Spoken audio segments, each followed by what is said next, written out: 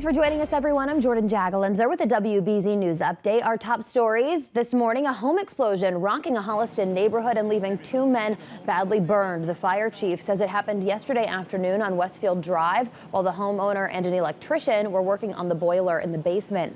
Both were airlifted to Boston hospitals in serious condition. The explosion is under investigation. A dramatic scene at a senior living facility in Groveland. 2 people rushed to the hospital when a resident there crashed into a building, hitting a woman inside. It happened at Nichols Village yesterday. First responders say the 84-year-old woman was thrown 10 feet from the impact. They say both she and the 84-year-old man driving the car were hurt, but are expected to survive. Police still aren't sure what caused that crash. The paddleboarder who died on Martha's Vineyard has been identified as the Obama family's personal chef.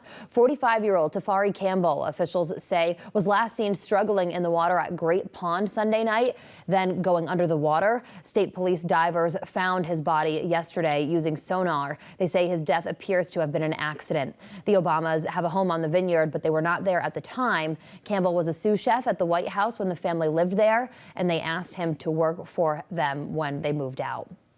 Now let's get a check of your next weather forecast with meteorologist Zach Green. Hey, Zach. Good morning, Jordan. And we are starting off with the fact that we've got the heat wave right around the corner. Unfortunately, this is going to be really tough stuff from Wednesday through Friday. We've got 3 afternoons of 90 or above. That's not going to be the case this time around, though. And the emphasis of the day is actually going to be the afternoon hours when we're dialing in some thunderstorms. So we're starting in the 70s. Humidity is already dialed up, and we are unfortunately going to be sticky and muggy right with the 80s, feeling like the 90s, but we're still shy of that heat wave start later today. That thunderstorm potential is really going to range for interior locations, especially as we move closer to the 3 o'clock window. So you need to notice it firing up and kind of flaring as we get closer to the evening commute. The yellows and the oranges indicating some heavier rainfall rates. Torrential when you see some of the red. Don't take this verbatim as we make our way just down to the south of Boston. We're still expecting to hold this even for the Merrimack Valley and outside of 495. In fact, the farther west you go, the better case will ultimately be of seeing that rainfall increase. Once you move into the evening hours, everything will diminish. So if you have outdoor plans later today,